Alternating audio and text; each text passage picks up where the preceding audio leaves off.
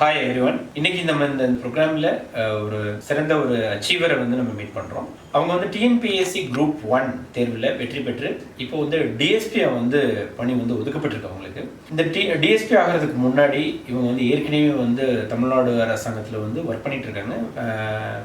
Finger print டிபார்ட்மெண்ட்டில் work பண்ணிட்டு இருக்காங்க. அதுக்கு முன்னாடி இவங்க ஒரு சிவில் சர்வீஸ் ஆஸ்பிரண்ட்டாக தன்னுடைய பணியை பயிற்சி துவங்கியிருக்காங்க. எப்படி இந்த அச்சீவ்மெண்ட் பண்ண முடிஞ்சது, இதற்காக அவங்க எடுத்துக்கிட்ட அவங்களுடைய ஸ்டெப்ஸ் என்னென்ன, அவங்களுடைய ஸ்ட்ராட்டஜி என்ன அப்படின்றத இன்னைக்கு நம்ம பார்க்க போகிறோம் இந்த ப்ரோக்ராமில். கங்க்ராச்சுலேஷன்ஸ் சங்கீதா.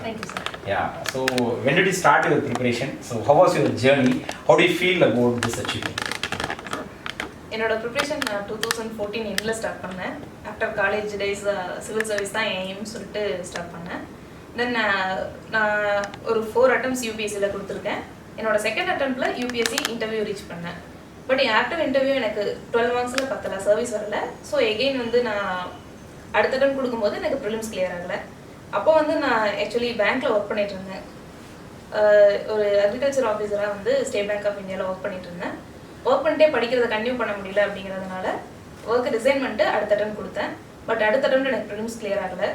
ஸோ எகெயின் என்னோட ஜேர்னி இதுக்குள்ளேயே இருக்கணும் அப்படிங்கிறதுக்காக நான் பேப்பர் எவாலுவேஷன் அந்த மாதிரி என்னோட என்ன சஸ்டெயின் பண்ணிக்கிறதுக்காக நிறைய பக்கம் ஒர்க் பண்ணிட்டு பேப்பர் எவாலுவேஷன்லாம் பண்ணிட்டு என்ன சஸ்டெயின் பண்ணிட்டு படிச்சுட்டு இருந்தேன். இந்த attempt UPSC as well as TNPSC ஒரே டைமில் வர்றதுனால ரெண்டையுமே நம்ம கொடுக்கலாம் அப்படின்னு சொல்லிட்டு UPSC prelims as well as TNPSC prelims எழுதினேன். டிஎன்பிஎஸ்சி ப்ரிலிம்ஸ்க்குன்னு சொல்லிட்டு நான் தனியாக எதுவுமே படிக்கல. ஒரு 1 hour ப்ரிப்பரேஷன் கூட நான் தனியாக போடலன்னு சொன்னான். யூபிஎஸ்சி ப்ரிலிம்ஸ் என்ன படிச்சிருந்தனோ அதை வச்சு போய் டிஎன்பிஎஸ்சி ப்ரிலிம்ஸ் எழுதிட்டு வந்தேன். ப்ரிலிம்ஸ் கிளியர் ஆச்சு. தென் மெயின்ஸ் பார்க்கும்போது மோரார்லஸ் ரெண்டுமே ஈக்குவலாக ஒரே மாதிரி சிலபஸ் தான் இருந்துச்சு.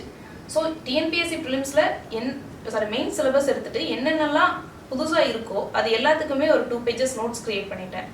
என் ஃப்ரெண்ட்ஸ் நிறைய பேர் டிஎன்பிஎஸ்சி படிச்சுட்டு இருந்தாங்க. அவங்ககிட்ட எல்லாம் இதுக்கெல்லாம் என்ன நோட்ஸ் படிக்கிறீங்க, இதுக்கெல்லாம் என்ன நோட்ஸ் படிக்கிறீங்கன்னு எனக்கு தெரியாத கண்டென்ட்டை மட்டும் அவங்ககிட்ட இருந்து கேதர் பண்ணுறது, இல்லை நானா நெட்டில் தேடி எடுக்கிறது, அந்த மாதிரி ஜஸ்ட் ஒரு 10 days மட்டும் அது என்னென்ன இருக்குது அப்படிங்கிறத மட்டும் பார்த்துட்டு, அதுவும் என்னோட ட்ரைனிங்கில் இருந்த சப் இன்ஸ்பெக்டர் போலீஸ் ஃபிங்கர் பிரிண்ட்லாம் ஒர்க் பண்ணிட்டு இருக்கேன். என்னோட ட்ரைனிங்கில் இருந்துட்டு ஈவினிங் டைமில் ஒரு 2 hours கிடைக்கும். எனக்கு அந்த டைமில் மட்டும் அவங்ககிட்ட இருந்து ஏதாவது கேட்டு அதை மட்டும் ஜஸ்ட் கோ த்ரூ பண்ணேன். அதுவும் ஒரு 10 days தான் படித்தேன். ஏன்னா எனக்கு இந்த டைம் யூபிஎஸ்சி ப்ரிலிம்ஸும் கிளியராக இருந்தங்காட்டி அதோட மெயின்ஸும் ப்ரிப்பேர் பண்ணிட்டு இருந்தேன். ஸோ ரெண்டையுமே மேனேஜ் பண்ணிவிட்டு ஒரு 10 days அதை மட்டும் ஜஸ்ட் கோ த்ரூ பண்ணிவிட்டு நல்லா எழுதுறதுக்கு எனக்கு ஓரளவுக்கு கண்டென்ட்டை என்னால் ரீப்ரொடியூஸ் பண்ண முடியும். ஸோ 3 பேப்பரும் போய் என்னால் கம்ப்ளீட் பண்ண முடிஞ்சிச்சு. கம்ப்ளீட் பண்ணிட்டு வரும்போது ஓகே நான் நல்லா பண்ணியிருக்கேன் அப்படிங்கிற ஒரு சாட்டிஸ்ஃபேக்ஷன் இருந்துச்சு. அப்போ கூட எனக்கு சர்வீஸ் வருமா, மெயின்ஸ் கிளியர் ஆகுமா அப்படிங்கிற நம்பிக்கை கூட இல்லை. பட் இந்த பேப்பரை நல்லா எழுதியிருக்கோம் அப்படின்னு தோணுச்சு. தென் மெயின்ஸ் கிளியர் ஆனதுக்கப்புறம் இன்டர்வியூ நல்லா ப்ரிப்பேர் பண்ண ஆரம்பித்தேன். ஃபுல் ஃப்ளெஜ்டாக 20 days இன்டர்வியூக்கு நான் ப்ரிப்பேர் பண்ணேன். இன்டர்வியூவில் ஃபர்ஸ்ட் லெட்டர் இருந்துச்சு. இப்போது DSP. Very good Sangeetha.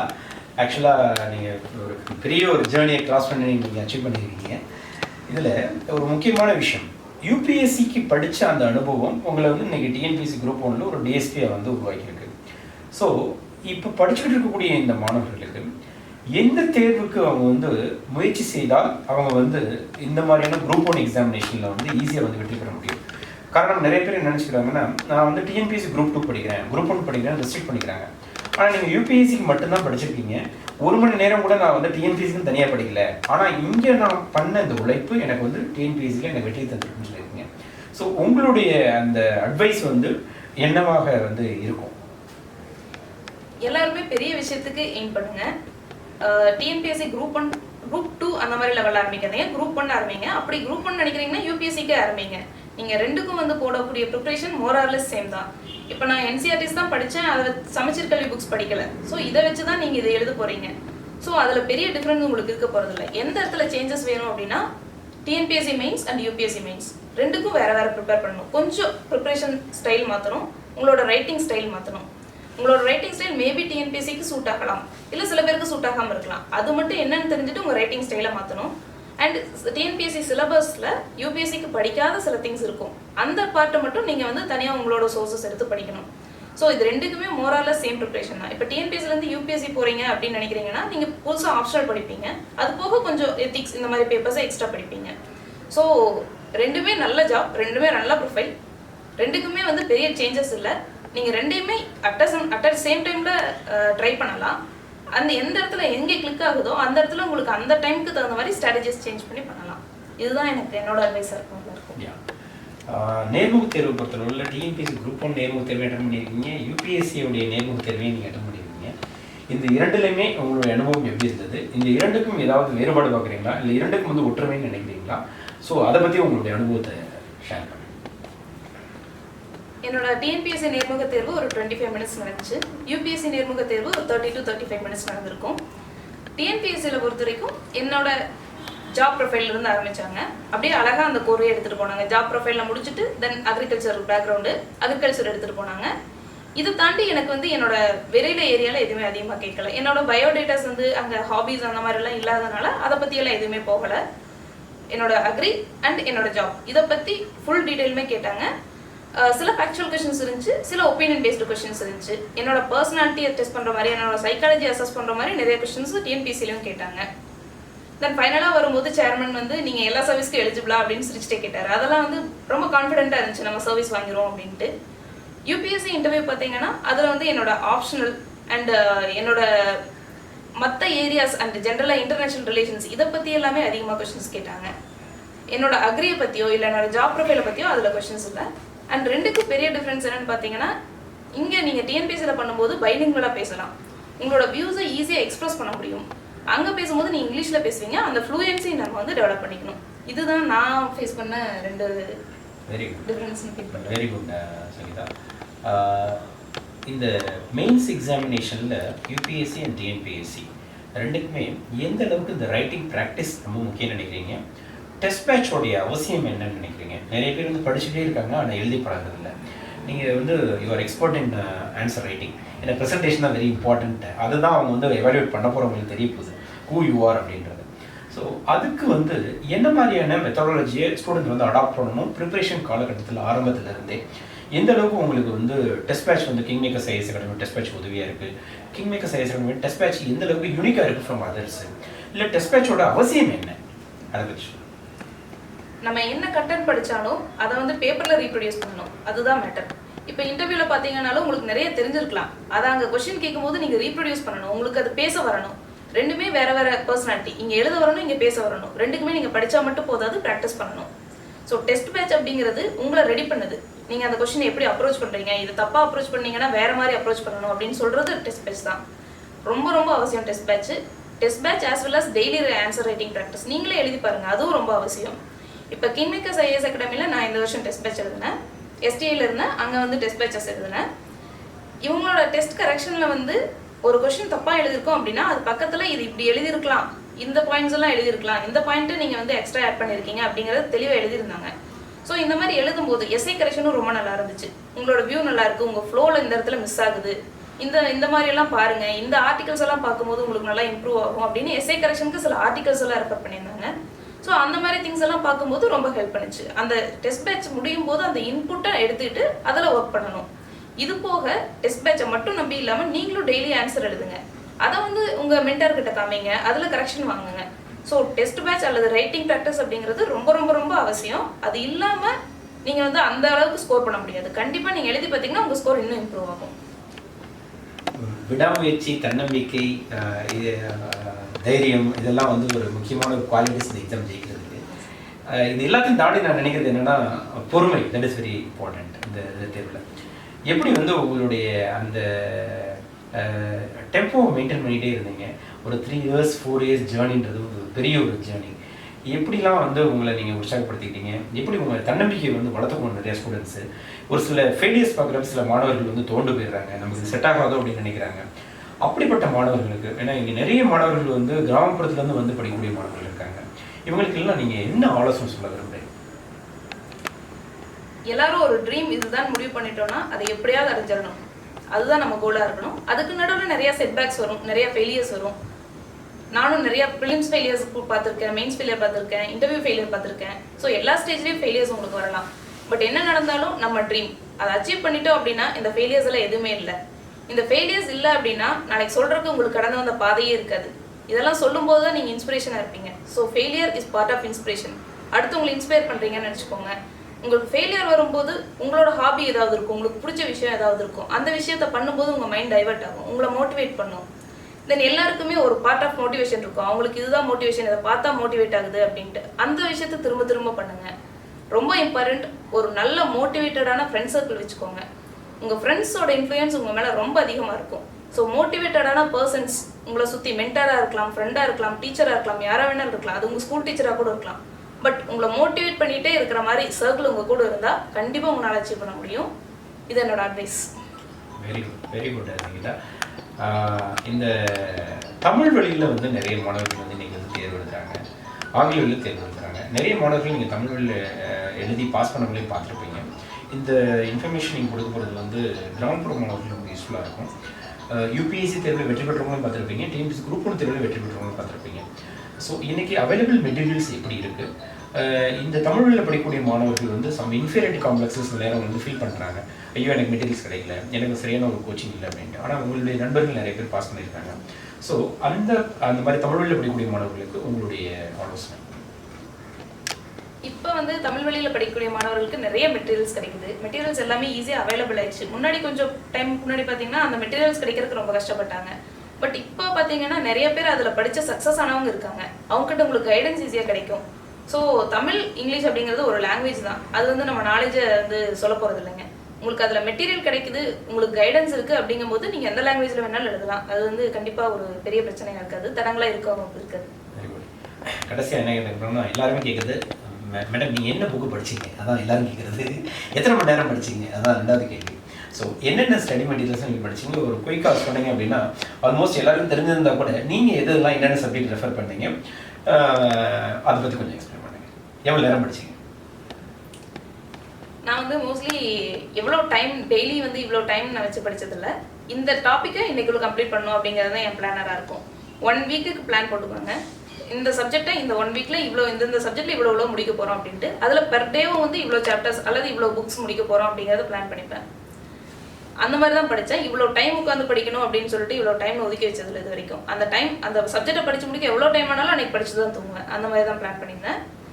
And books படிக்கிறது வந்து எல்லாருக்குமே தெரிஞ்சது தான். என்சிஆர்டி புக்ஸு, தென் இண்டிவிஜுவலாக ஒரு சப்ஜெக்ட்டுக்கும் பாலிட்டி எடுத்துகிட்டா லக்ஷ்மிகாந்த் கம்பல்சரியாக படிப்போம். தென் எக்கனாமிக்கு நான் சங்கர் கணேஷ் தான் ரெஃபர் பண்ணேன். தென் ஜியாகிரபிக்கு என்சிஆர்டிஸ் மட்டும்தான். அது போக கோச்சங்லியாங் அந்த புக் ரெஃபர் பண்ணாங்க. தென் எல்லாருக்குமே தெரிஞ்ச புக்ஸ் தான், இதில் சொல்கிறதுக்கு எதுவும் இல்லை. இப்போ இன்னொரு முக்கியமான விஷயம், டிஎன்பிஎஸ்சி நோட்டிஃபிகேஷன் குரூப் 1 வந்திருக்கு ஏப்ரல் 5ஆம் தேதி. மே 31 வந்து யூபிஎஸ்சி ப்ரிலிமினரி எக்ஸாமினேஷன். நிறைய ஸ்டூடெண்ட்ஸ்க்கு ஒரே கன்ஃபியூஷன்ஸ், யூபிஎஸ்சி படிக்கிறதா டிஎன்பிஎஸ்சி படிக்கிறதா அப்படின்னு ஒரு கன்ஃபியூஷன்ஸ். இந்த 90 டேஸ்க்கான ஒரு பிளான், இந்த 30 டேஸ்க்கான ஒரு பிளான் அப்படி தனித்தனியாக போடணுமா இல்லை கண்டினியூஸாக வந்து படிச்சுட்டு இருக்கணுமா? இப்போ நீங்கள் இப்போ ரெண்டையுமே நீங்கள் பாஸ் பண்ணியிருக்கீங்க. ஸோ உங்கள்கிட்ட வரக்கூடிய இந்த அட்வைஸ் வந்து ரொம்ப யூஸ்ஃபுல்லாக இருக்கும் ஸ்டூடெண்ட்ஸ்க்கு. ப்ளீஸ் என்ன பிளான் நீங்கள் இப்போ பிளான் போட்டிங்கன்னா எப்படி படிக்கணும்னு சொல்லுவீங்க? நான் ஒருவேளை யூபிஎஸ்சி தான், நான் இது வரைக்கும் யூபிஎஸ்சி தான் படிச்சுட்டு இருந்தேன். அதனால இந்த வருஷம் கண்டிப்பாக யூபிஎஸ்சி தான் படிச்சிருப்பேன். இந்த 90 டேஸ்க்கான யூபிஎஸ்சி பிளானர் தான் போட்டிருப்பேன். எப்படி படிக்க போகிறோம், என்னென்ன புக்ஸை படிக்க போகிறோம், எப்படி டெஸ்ட் பேட்ச் எழுத போகிறோம், அந்த டெஸ்ட் பேட்ச்லேருந்து கரெக்ஷன் பண்ண போகிறோம், இதுதான் பண்ணியிருப்பேன். டிஎன்பிஎஸ்சி கண்டிப்பாக எனக்கு எழுதி இந்த டைம் பாஸ் பண்ணணும் அப்படிங்கிறதுக்காக டிஎன்பிஎஸ்சிக்கு ஸ்பெசிஃபிக் கரண்ட் அஃபேர்ஸ் இருக்குது. அந்த கரண்ட் அஃபேர்ஸை லாஸ்ட்டு 10 டேஸ், இப்போ டிஎன்பிஎஸ்சி எக்ஸாம் வருது அப்படின்னா லாஸ்ட்டு 10 டேஸ் கண்டிப்பாக பஃபராக ஒதுக்கியிருப்பேன். அந்த பஃபரில் ஒன்லி டிஎன்பிஎஸ்சி மட்டும் தான் பார்த்துருப்பேங்க. டிஎன்பிஎஸ்சிக்கான புக்ஸை பார்க்க மாட்டேன். இந்த பாலிட்டினா லக்ஷ்மிகாந்த் ஃபுல்லாக ஒன்ஸ் திருப்பி பார்த்துருப்பேன், சங்கர் கணேஷ் ஃபுல்லாக ஒன்ஸ் திருப்பி பார்த்துருப்பேன். இந்த 6 months அந்த கரண்ட் அஃபேர்ஸை கண்டிப்பாக ஒரு 3 டைமாவது ரிவைஸ் பண்ணி நல்லா பார்த்துருப்பேன். இந்த மாதிரி அந்த 10 நாளும் டிஎன்பிஎஸ்சிக்கு மட்டுமே ரிசர்வ் பண்ணி டிஎன்பிஎஸ்சியோட ப்ரிலிம்ஸை படிச்சிருப்பேன். படித்து முடிச்ச அடுத்த நாள்லேருந்து மறுபடியும் யூபிஎஸ்சியோட ஜர்னி கண்டினியூ பண்ணியிருப்பேன். இதுதான் என் ஸ்ட்ராட்டஜி இருந்திருக்கும் கண்டிப்பாக. இந்த யூபிஎஸ்சிக்கான 90 டேஸ் ஸ்ட்ராட்டஜி, இப்போ 1 year ஸ்டூடெண்ட்ஸ் படிச்சுட்டு இருக்காங்க. இந்த 90 டேஸில் இவங்க என்னெல்லாம் செய்யணும், என்னெல்லாம் செய்யக்கூடாது? இந்த 1 year கண்டிப்பாக எல்லா புக்ஸையும் ஒன்ஸ் ரீட் பண்ணியிருப்பீங்க. ஸோ இந்த புக்ஸ் எல்லாத்தையும் திரும்ப 2 டைம் ரிவைஸ் பண்ணணும். 2 டைம் ரிவைஸ் பண்ணுறதுல சில சப்ஜெக்ட்ஸ் இம்பார்ட்டன்ட் அப்படின்ட்டு இருக்கும். கண்டிப்பாக பாலிட்டியில் எந்த கொஸ்டினும் தப்பு பண்ணக்கூடாது, எக்கனாமியில் எந்த கொஸ்டினும் தப்பு பண்ணக்கூடாது, ஹிஸ்ட்ரி மாடர்ன் இந்தியாவில் எந்த கொஸ்டினும் தப்பு பண்ணக்கூடாது. இதெல்லாமே வந்து நம்ம கோர் ஏரியாஸ். இந்த ஏரியாஸில் நம்ம தப்பு பண்ணக்கூடாது. ஸோ இது எல்லாத்தையும் உங்களால் முடிஞ்ச அளவுக்கு இன்னொரு ஒரு ரிவிஷன் போங்க. இந்த புக்ஸ் எல்லாத்தையும் ஒரு ரிவிஷனுக்கு இந்த டைம், செகண்ட் ரிவிஷனுக்கு இந்த டைம், தேர்ட் ரிவிஷன் வந்து ரொம்ப ஷார்ட் டைம் வச்சுக்கோங்க, 2-3 டேஸில் முடிக்கிற மாதிரி. அப்போ இம்பார்ட்டன்ட் திங்ஸ் என்னவோ அதை மட்டும் பாருங்கள். தென் கரண்ட் அஃபேர்ஸ் வந்து ஒரு மேஜர் பார்ட் இப்போ இருக்கிற ப்ரிலிம்ஸ் எக்ஸாமில். ஸோ கரண்ட் அஃபேர்ஸ்க்கு ஈக்குவல் இம்பார்ட்டன்ஸ் கொடுத்து எவ்வளோ படிக்க முடியுமோ அவ்வளோ கரண்ட் அஃபேர்ஸ் படிச்சிருங்க. Most important thing current affairs படிக்கிறத ரிவைஸ் பண்ணுங்க. மோஸ்ட்லி நம்ம கரண்ட் அஃபேர்ஸ் டெய்லியும் படிப்போம், அதை ரிவைஸ் பண்ண மாட்டோம். நோட்ஸ் இருக்கும், அதை திரும்ப பார்க்க மாட்டோம். இது பண்ணும்போது அந்த கரண்ட் அஃபேர்ஸ் அங்கே போய் நமக்கு ஞாபகம் வராது. ஸோ கண்டிப்பாக ரிவைஸ் பண்ணுங்க. தென் டெஸ்ட் பேட்சஸ் 1 இயர் எல்லாருமே டெஸ்ட் பேட்ச் போட்டு எழுதிருப்பீங்க. அந்த டெஸ்ட் பேட்சோட கொஸ்டினை திரும்ப எடுத்து படிங்க. நீங்கள் படித்தது கவர் பண்ணது கரண்ட் அஃபேர்ஸில் படித்தது எல்லாத்தையுமே டெஸ்ட் பேட்சில் கொஸ்டினாக கேட்டிருப்பாங்க. அந்த கொஸ்டின் பேப்பர்ஸை திரும்ப எடுத்து நீங்கள் எது தப்பு பண்ணியிருக்கீங்க, ஓ இதுக்கு எது ஆன்சரா அப்படின்ட்டு ஒன்ஸ் கொஸ்டின் பேப்பரை திரும்ப பாருங்கள். எல்லா டெஸ்ட் பேட்ச் கொஸ்டினும் திரும்ப பாருங்கள். இது பண்ணிட்டு போனீங்கன்னா கண்டிப்பாக ரிவிஷன் தாங்க. இந்த 2-3 மந்த்ஸில் நீங்கள் படித்ததை ரிவிஷன் பண்ணுங்கள், நீங்கள் டெஸ்ட் எழுதி பார்த்தது ரிவிஷன் பண்ணுங்கள். ஒருவேளை டெஸ்ட்டை எழுதாமல் இருந்திருந்தீங்க அப்படின்னா இப்போ கொஸ்டின் பேப்பர்ஸ் வாங்கி டெய்லி ஒரு கொஸ்டின் பேப்பர் போடுங்க. ஒரு 30 டேஸில் 30 கொஸ்டின் பேப்பர்ஸ் போட்டு சால்வ் பண்ணுங்கள். அதுக்கப்புறம் மறுபடியும் 2 மாதம் படிங்க. ஸோ டெஸ்ட் பேட்ச் ரொம்ப இம்பார்ட்டன்ட். அந்த கொஸ்டின் பேப்பரை திரும்ப பார்க்குறது ரொம்ப இம்பார்ட்டன்ட். நீங்கள் படித்ததை திரும்ப ரிவைஸ் பண்ணுறது ரொம்ப இம்பார்ட்டன்ட். இது மட்டும் பண்ணாலே போதும், கண்டிப்பாக பிலிம்ஸ் கிளியர் ஆயிடும். Very good Sangeetha.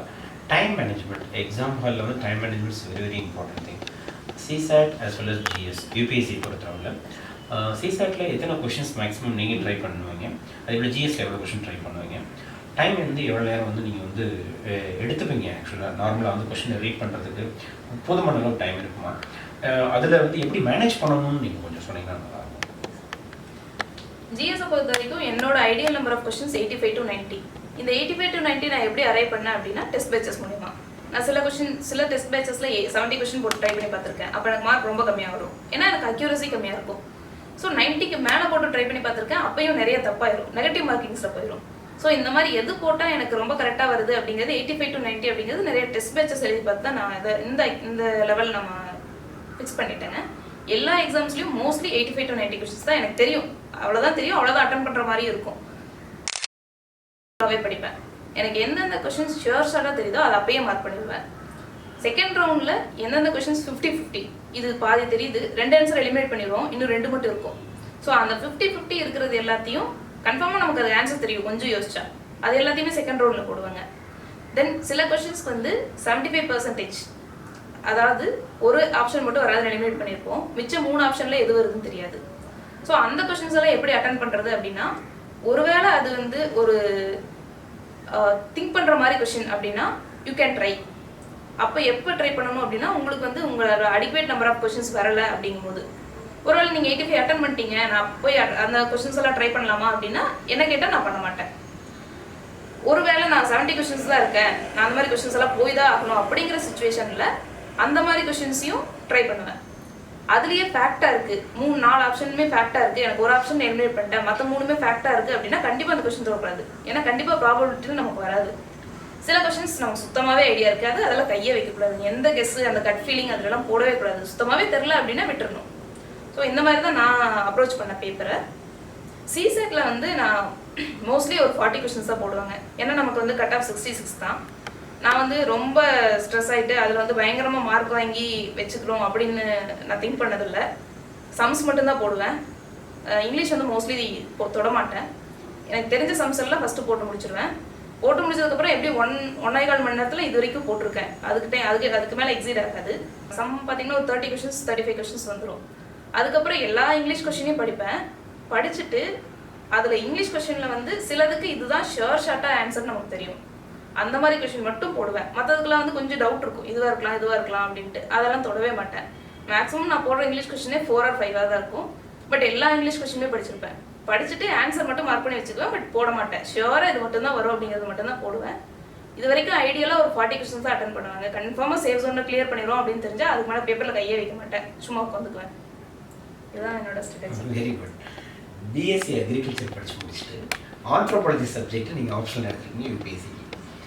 நிறைய மாணவர்கள் வந்து பிஎஸ்சி அக்ரிகல்ச்சர் எடுக்கிறதே சிவில் சர்வீஸ்க்காக எடுக்கக்கூடிய மாணவர்கள்லாம் நான் பார்த்துருக்கேன். அக்ரிகல்ச்சர் ஆப்ஷனல் சப்ஜெக்டை எடுக்காததுக்கான காரணம் என்ன? ஆந்த்ரோபாலஜி சப்ஜெக்டை ஆப்ஷனலாக எடுத்ததுக்கான காரணம் என்ன? நான் வந்தப்போ அக்ரிகல்ச்சர் சப்ஜெக்ட்டுக்கு கொஞ்சம் மார்க்ஸ் ஃப்ளக்சுவேட் ஆகிட்டு இருந்துச்சு நான் உள்ள ஃபீல்டுக்கு வரும்போது. அண்ட் மோரோவர் நான் தனியாக தான் வந்ததுனால எனக்கு அக்ரிகல்ச்சர் படிக்கிறதுக்கு ஒரு சர்க்கிள் கிடைக்கல. அப்போ கிளாஸஸ் எல்லாம் அக்ரிகல்ச்சருக்கு யாரும் எடுக்கல, யார்கிட்டையும் கேட்கறதுக்கான கைடன்ஸ் சரியாக கிடைக்கல. நான் கொஞ்ச நாள் ட்ரை பண்ணி பார்த்தேன், ஒரு 3-4 months ட்ரை பண்ணி பார்த்தேன் அக்ரி படிச்சு. பட் தனியாக என்னால் படிக்க முடியலை. அப்போ தான் வந்து சரி ஆப்ஷன் சேஞ்ச் பண்ணலாமான்னு யோசிச்சுட்டு இருக்கும்போது எனக்கு ஜெனடிக்ஸில் கொஞ்சம் இன்ட்ரெஸ்ட் ஜாஸ்தி. பிளான் ஜெனடிக்ஸ் நான் காலேஜ்லேருந்தே ரொம்ப நல்லா பண்ணுவேன். ஸோ ஆந்த்ரோபாலஜி சிலபஸ் பார்க்கும்போது சிலபஸ் ரொம்ப அட்ராக்டிவாக இருந்துச்சு. அப்போ என் சீனியர்ஸ் கொஞ்சம் பேர் ஆந்த்ரோபாலஜி எடுத்திருந்தாங்க. அவங்ககிட்ட எல்லாம் பேசினேன், எப்படி மார்க் வருது, என்ன எப்படி போயிட்டுருக்கு, உங்களுக்கு புக்ஸ் எல்லாமே கிடைக்குதா, கிளாஸஸ் ஏதாவது இருக்கா, அதெல்லாம் கேட்டாங்க. கிளாஸஸ் இருக்குது, பட் புக்ஸ் எல்லாமே போயிட்டுருக்கு அப்படின்னாங்க. கிளாஸஸ் அவ்வளோவா நல்லா இல்லை, பட் இருக்குது, நீங்கள் வந்து அட்ஜஸ்ட் பண்ணிக்கலாம். வெளியில் மாதிரி சென்னைக்குள்ளே ஆந்த்ரோபாலஜிக்கு இல்லை, பட் ஓகே ஆந்த்ரோபாலஜி இருக்குது அப்படின்னாங்க. அக்ரியை கம்பேர் பண்ணும்போது கொஞ்சம் கைடன்ஸும் கிடைச்சிது, எனக்கு சப்ஜெக்ட்டும் ரொம்ப இன்ட்ரெஸ்டிங்காக இருந்துச்சு. மார்க்கும் வந்து ஆந்த்ரோபாலஜியில் ஒரு ஆவரேஜாக நல்ல மார்க் வருது அப்படின்னு இருந்துச்சு. ஸோ ஆந்த்ரோபாலஜி சூஸ் பண்ணிட்டேன். Very good, very good. So choosing the optional very crucial in the civil service preparation. So இன்றைக்கி ஆந்த்ரோபாலஜி எடுத்தோம்னா வந்து டைம் வந்து கொஞ்சம் குறுகிய காலத்துலேயே வந்து அதை முடிச்சுட்டு மிச்ச நேரங்களில் வந்து ஜிஎஸ்ல படிக்க முடியும் அப்படின்ற ஒரு காரணத்துக்காக நிறைய பேர் வந்து இன்றைக்கி ஆந்த்ரோபாலஜி எடுக்கிறாங்க. ஒரு சயின்ஸ் பேக்ரவுண்ட் இல்லாத ஒரு ஸ்டூடெண்ட் ஆந்த்ரோபாலஜி எடுத்தால் எப்படி இருக்கும்? ஸோ கண்டிப்பாக படிச்சிடலாம், அது ஒரு பெரிய ப்ராப்ளமே இல்லைங்க. ஓகே. ஏன்னா ஜெனட்டிக்ஸ் பார்ட் வந்து ஒரு 1/3 தான் இருக்குது. ஸோ அது வந்து நீங்கள் ஈஸியாக அண்டர்ஸ்டாண்ட் பண்ணிக்கலாம். ஓகே. எல்லாருமே வந்து ஸ்கூலில் பயாலஜி படிச்சிருப்போம். ஸோ ரொம்ப பெரிய கஷ்டம் இல்லை, கண்டிப்பாக ஈஸியாக அண்டர்ஸ்டாண்ட் பண்ணிக்கலாம். சில பேர் வந்து சுத்தமாக சயின்ஸ் எனக்கு சுத்தமாகவே வராது அப்படிங்கிறவங்க கொஞ்சம் கஷ்டப்பட்டு பார்த்துருக்கேன். ஓகே. இது புரியலைன்னு பட் ஃப்ரெண்ட்ஸ் ஹெல்ப், அந்த மென்டாஸ் ஹெல்ப் அது மூலமாக படிச்சிடலாம். ஓகே. இறுதியான ஒரு கேள்வி, இது ஆக்சுவலாக பர்சனல் ரிலேட்டடான கேள்வி. ஆக்சுவலாக எல்லாருமே வந்து என்னென்ன சொல்லுவாங்கன்னா, என்னோட பேரண்ட்ஸ் வந்து படிச்சிருக்கணும், நான் வந்து ஒரு அர்பன் பேக்ரவுண்டில் பிறந்திருக்கணும் அப்படின்னு நினச்சி தான் நிறைய பேர் சிவில் சர்வீஸ் படிக்கணும்னு நினச்சிப்பாங்க. பட் உங்களுடைய பேக்ரவுண்ட் எப்படிப்பட்ட பேக்ரவுண்ட், உங்களுடைய பேரண்ட்ஸ் என்ன மாதிரியான ஒரு பேக்ரவுண்ட், நீங்கள் இந்த தேர்வில் வந்து வெற்றி பெறுறதுக்கு வந்து பேரண்ட்ஸ் எந்த அளவுக்கு வந்து அவங்களுடைய ஒத்துழைப்பு வந்து பெரிய லெவலில் உதவி செஞ்சது, அதை பற்றி சொன்னீங்க அப்படின்னா நிறைய பேரண்ட்ஸ் இதை பார்த்துட்டு இருப்பாங்க, அவங்களுக்கெல்லாம் ஒரு உதவியாக இருக்கும். என் அப்பா அம்மா விவசாயம் தான் பண்ணுறாங்க, 2 பேருமே படித்தது கிடையாது. என்ன தான் ஃபஸ்ட்டு படிக்க வச்சாங்க. நான் வீட்டில் ஒரே பொண்ணு, 2 பேருக்குமே வந்து படிப்பை பற்றி இது பண்ணால் நல்லாயிருக்கும், இது பண்ணால் நல்லாயிருக்கும், இன்ஜினியரிங் பண்ணணுமா அக்ரி பண்ணணுமானே அவங்களுக்கு தெரியல. ஸோ எதுவுமே என்னோட படிப்பு விஷயத்தில் அவங்க இன்ஃப்ளூயன்ஸ் பண்ணது கிடையாது. நீ உனக்கு பிடிச்சதை படி, நீ பெரிய ஆள் ஆகணும், அது மட்டும்தான் அவங்க சொன்னது. ஸோ 2 பேருமே வந்து ரூரல் ஏரியாவில் இருக்காங்க, ரொம்ப ரிமோட் ஏரியாவில் தான் இருக்காங்க, வெளியில் பெருசாக வந்தது கிடையாது. நான் அக்ரி படிக்கும்போது தான் வந்து எனக்கு என்ன பண்ணணும் அப்படிங்கும்போது நான் சிவில் சர்வீஸ் சூஸ் பண்ணேன். இதை என் பேரண்ட்ஸ் கிட்ட சொல்லும்போது அவங்களோட சப்போர்ட் வந்து நீ உனக்கு பிடிச்சதை பண்ணு, நாங்கள் சப்போர்ட் பண்ணுறோம் அப்படிங்கிற மாதிரி தான் சொன்னாங்க. ஸோ அவங்களோட சப்போர்ட், இந்த 4 வருஷம் நான் இந்த 5 வருஷம் நான் இந்த யூபிஎஸ்சி ஃபீல்டில் இருக்கேன், இன்னும் நான் ட்ரை பண்ணுறேன், நான் எல்லாத்தையுமே அச்சீவ் பண்ணுறேன் அப்படின்னா என் மேலே வச்ச நம்பிக்கையும் அவங்களோட சப்போர்ட்டும் தான். என்னன்னே தெரியாத ஒரு விஷயத்துக்காக பொண்ணு ஆசைப்படுறா, பொண்ணு படித்து வாங்கிடுவா, பொண்ணு மேலே இருக்கிற நம்பிக்கை, அந்த சப்போர்ட் இருந்துங்காட்டி எனக்கு ரொம்ப கம்ஃபர்டபுளாக இருந்துச்சு. என்னால் என்னோட கோலை நோக்கி ஈஸியாக போக முடிஞ்சிச்சு. Very good Sangeetha. இந்த நேரத்தில் வந்து நம்ம வந்து சங்கீதாவுக்கு வாழ்த்துக்கள் சொல்லணும், அதே நேரத்தில் வந்து அவங்களோட பெற்றோர்களுக்கு நிச்சயமாக நம்ம வந்து வாழ்த்துக்கள் சொல்லணும். அவங்களுடைய ஒத்துழைப்பு, இறைவனுடைய அவருடைய ஆசீர்வாதம், ப்ளஸ் இவங்களுடைய உண்மையான ஒரு ஹார்ட் ஒர்க். சங்கீதா வந்து ஒரு சின்சியரான ஒரு டெடிக்கேட்டடான ஒரு ஆஸ்பிரண்ட். நிச்சயமாக வந்து டிசிப்ளினாகவும் அதே நேரத்தில் வந்து ஒரு சின்சியராகவும் வித் 100% பர்சவரன்ஸை உழைக்கக்கூடிய ஒவ்வொருத்தருமே வந்து சங்கீதா போல வந்து வெற்றி பெற முடியும் அப்படின்றது தான் இந்த நிகழ்ச்சி மூலமாக உங்களுக்கு சொல்ல ஆசைப்படுறோம். Thank you Sangeetha. Wish all the best. Very soon we want to see you as an IAS officer. Congratulations.